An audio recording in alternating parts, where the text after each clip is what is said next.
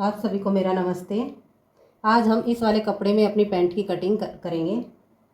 अगर किसी को पैंट काटने में दिक्कत होती है, पैंट की फिटिंग सही नहीं आती, या फिर पैंट हम जब सिलाई करते हैं तो हमारी पैंट छोटी बड़ी रह जाती है और बिल्कुल भी पहनने पर मतलब बीच में खिंचाव आता है, बिल्कुल भी अच्छी नहीं लगती।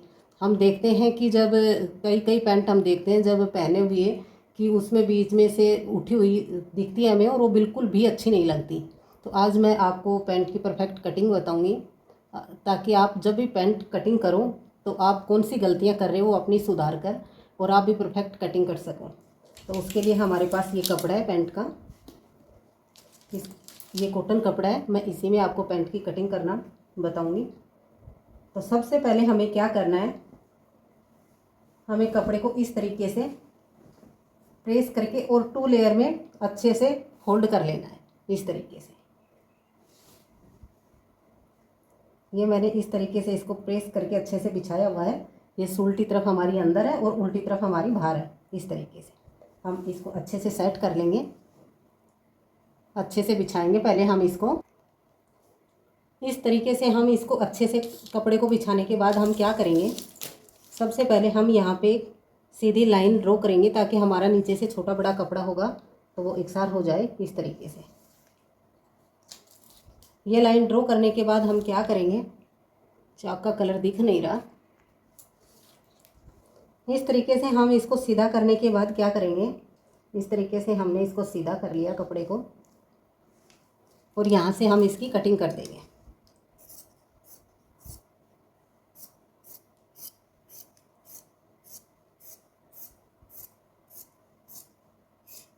इस तरीके से पहले हमें अपना कपड़ा बिल्कुल सीधा कर लेना है। यहाँ पे छोटा बड़ा नहीं रहना चाहिए, नहीं तो हमारी पैंट की कटिंग ख़राब हो जाएगी। अब हमें क्या करना है, जो ये किनारी वाला साइड हम अपनी तरफ, खुला वाला भाग अपनी तरफ रखते हैं और बंद वाला भाग हम उस साइड रखते हैं। तो सबसे पहले हमें किनारी बिल्कुल भी नहीं लेनी है, किनारी को हटाकर ही हम कटिंग करेंगे। तो आप सबसे पहले ये गलती करते हैं, इससे भी आपकी पैंट की फिटिंग अच्छी नहीं आती और एक तरफ से टाँका खिंच जाता है। तो सबसे पहले हम इस तरीके से किनारे की तरफ एक निशान लगा लेंगे। जब हम अपनी पैंट का निशान लगाएंगे तो किनारी छोड़कर ही लगाएंगे, बाद में हम इसको कट कर देंगे इस तरीके से। अब हमें पैंट में किन किन नापों की ज़रूरत होती है, पैंट का मेजरमेंट क्या होता है। तो हमें पैंट में सबसे पहले लंबाई की ज़रूरत होती है, उसके बाद हमें कमर, हिप साइज़, थाई और नीचे हम फोल्ड करते हैं मोरी। और आप चाहो तो घुटने का नाप भी ले सकते हो, नहीं तो हम सेब पट्टी से निशान लगाते हैं, कोई ख़ास ज़रूरत भी नहीं है। और लेना चाहो तो आप ले सकते हो, वो आपके ऊपर है। तो हम इन्हीं नापों से अपनी पैंट की कटिंग करते हैं। तो अब मैं आपको नाप का मेज़रमेंट बताती हूँ कि हम पैंट में नाप किस तरीके से लगाते हैं कि हमारी परफेक्ट फिटिंग आए और हमारी पैंट बनने और पहनने पे बहुत सुंदर लगे। तो ये हम जो ऊपर का नाप लेते हैं ये हम अपनी हिप साइज़ के अकॉर्डिंग लेते हैं। तो जितना भी हमारा हिप साइज़ होता है उसमें उसको हम 4 से डिवाइड करते हैं और 2 इंच हम प्लस करते हैं। तो हिप साइज़ है हमारा 41, हम इसको 4 से डिवाइड करेंगे तो ये हो गया हमारा 10.25 और अब हम इसमें 2 इंच प्लस करेंगे, ये हो गया हमारा 12.25 इंच। हमको किनारी छोड़कर इस तरीके से 12.25 इंच पे एक निशान लगा लेना है यहाँ। अब हम क्या करेंगे, यहाँ से 2 इंच पे एक निशान लगाएंगे इस तरीके से। ये निशान अगर आप साथ में मतलब बेल्ट अटैच करो इलास्टिक डालने का तो साथ में छोड़ सकते हो, अगर आप अलग से बेल्ट लगाना चाहो तो अलग से भी लगा सकते हो। मैं इसमें साथ में कपड़ा ले रही हूँ तो इसलिए मैं ये 2 इंच पे निशान लगा रही हूँ। इस निशान को हम इस तरीके से सीधा कर लेंगे, इस तरीके से। इसमें मैं 1.5 इंच का इलास्टिक डालूंगी तो मैं 2 इंच का निशान लगाएगा। आप 2 इंच का इलास्टिक डालें तो आप 2.5 इंच पर निशान लगा लीजिए, 1 इंच का डालें तो ये 1.5 इंच पर निशान लगा लीजिए। ये आपके अकॉर्डिंग है, आप इसमें कितना इलास्टिक डालना चाहेंगे। अब हम यहाँ पे अपने आसन का नाप लेंगे। आसन का नाप मैं यहाँ से 12 इंच पे रखूँगी इस तरीके से, और यहाँ भी एक निशान 12 इंच पे बनाकर एक स्क्वायर बॉक्स बना लेंगे इस तरीके से।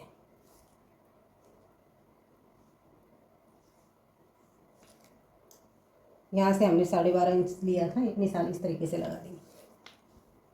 अब हमें क्या करना है, यहाँ से हम 2 इंच इस तरीके से आगे बढ़ाएंगे और सीधी लाइन खींच लेंगे इस तरीके से। अब हम इस निशान को इस निशान से मिलाएंगे। इस तरीके से दोनों निशानों को हम मिला देंगे इस तरीके से। यहाँ से हम 1 इंच जितना निशान लगाएंगे और आसन की गोलाई का निशान लगाएंगे इस तरीके से। हमें ये बहुत ज़्यादा गहरी भी नहीं देनी होती, इसकी बस सिर्फ इतनी ही हमें गोलाई देनी होती है। अब हमें क्या करना है, हम जो ये अपना थाई का निशान लगाया था और जो ये निशान हमने किनारी का लगाया था, किनारी छोड़कर वहाँ तक इसको इस तरीके से नापेंगे और इसका हाफ कर लेंगे इस तरीके से। ये हमारी 14 इंच की थाई थी, इसका हाफ कर लिया हमने यहाँ पे और एक बीच में निशान लगा देंगे। उसके बाद हमें क्या करना है, इस निशान को इस निशान तक एंड तक किनारी तक हमें नापना, देखना कितना, ये हमारा 8 इंच आ रहा है। तो हम पहले यहाँ से अपना जो 2 इंच का निशान लगाया था वहाँ से हम पहले लंबाई का निशान लगाएंगे। लंबाई हमारी है 35। पहले मैं इस पे 35 इंच पे इस तरीके से निशान लगाऊंगी और इस निशान को इस तरीके से हम सीधा कर लेंगे। अब मैं नीचे 2.5 इंच एक फोल्डिंग का निशान लगाऊंगी, जहाँ से ये कपड़ा हमारा नीचे फोल्ड होगा इस तरीके से। आप चाहो 2 इंच भी रख सकते हो, आप जितना फोल्ड करना चाहो उतना आप रख सकते हो। ये मैंने 2.5 इंच रखा है क्योंकि कई बार हमारा कपड़ा सिंक हो जाता है तो ये खोलने का ऑप्शन होता है, इसलिए मैं इसको थोड़ा बड़ा ही रखती हूँ इस तरीके से। अब हमें क्या करना है, हमने पहले बताया था आपको कि इस निशान को किनारी तक नापेंगे हम और यहाँ से भी हम उतना ही नापेंगे और यहाँ पे निशान लगा लेंगे। हमारा जितना यहाँ से यहाँ आया उतना यहाँ से यहाँ आना चाहिए।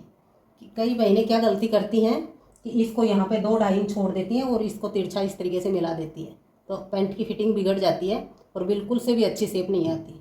तो इस तरीके से हमें नहीं काटना है, हमें मेजरमेंट के साथ ही पैंट कटिंग करेंगे तो परफेक्ट हमारी फिटिंग आएगी। अब हम इसमें अपनी मोहरी का निशान लगाएंगे।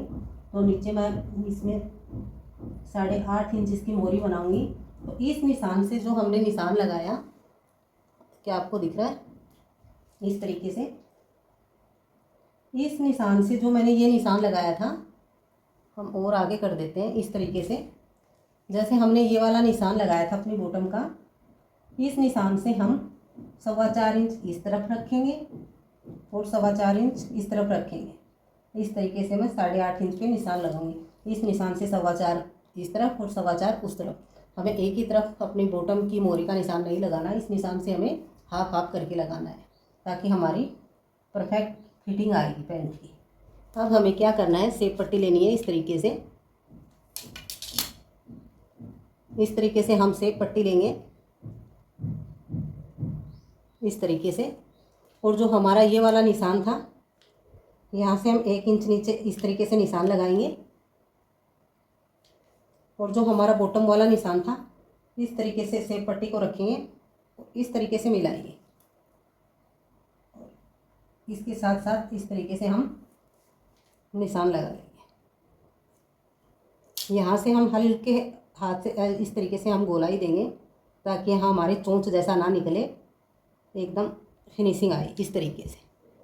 इस तरीके से इस तरफ हम निशान लगाने के बाद हम क्या करेंगे, उस तरफ निशान लगाएंगे तो वहाँ भी हम इस तरीके से दोनों निशानों को अच्छे से मिलाते हुए इस तरीके से लाइन खींच देंगे इस तरीके से। ये हमारे फ्रंट पार्ट के निशान है। अब हम क्या करेंगे, इसकी कटिंग कर देंगे। जो हमने निशान लगाए वहाँ से हम इसकी कटिंग कर देंगे इस तरीके से। कटिंग करने के बाद अब हम अपनी बैक पल्ले की कटिंग करेंगे। तो उसके लिए हमारे पास जो कपड़ा बचा है उसको हम फिर से इस तरीके से सीधा बिछाएंगे इस तरीके से।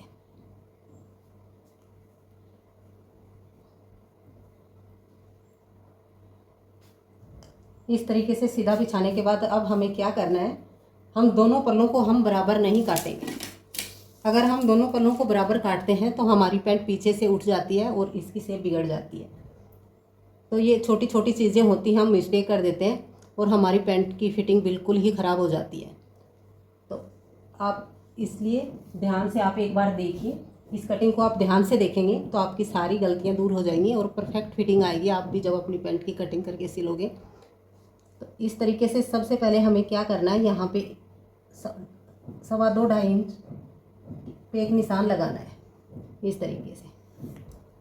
अब हम जब अपना फ्रंट इसके ऊपर बिछाएंगे तो इस निशान के ऊपर ही बिछाएंगे।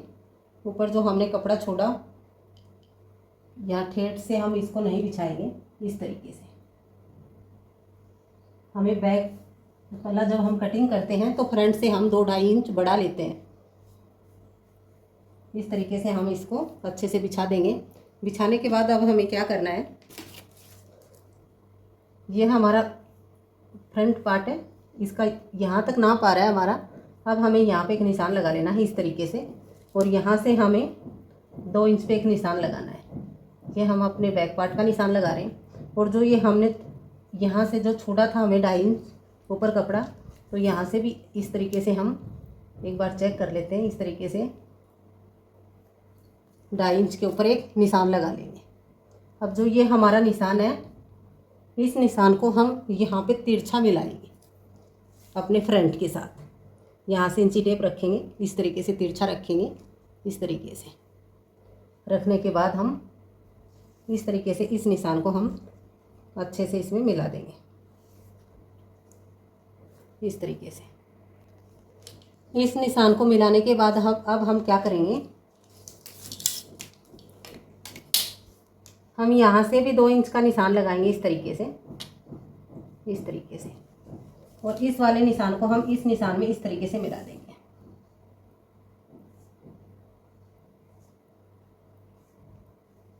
इस तरीके से।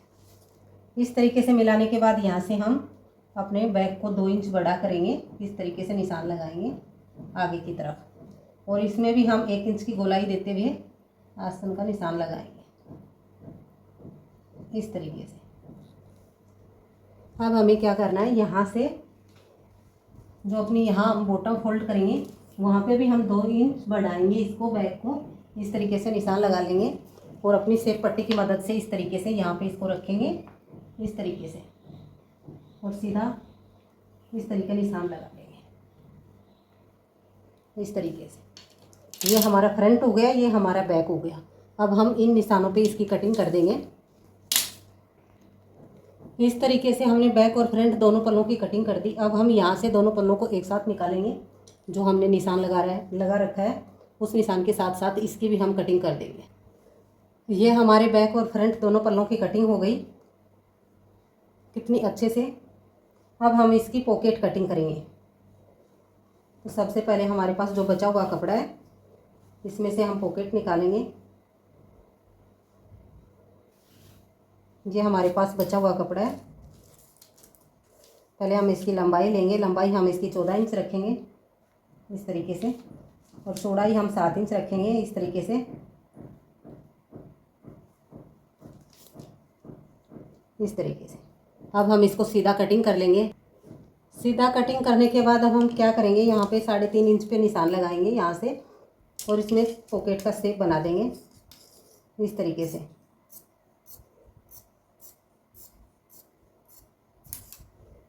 ये हमारी पॉकेट कट गई, हमारी पूरी पैंट की कटिंग हो चुकी है।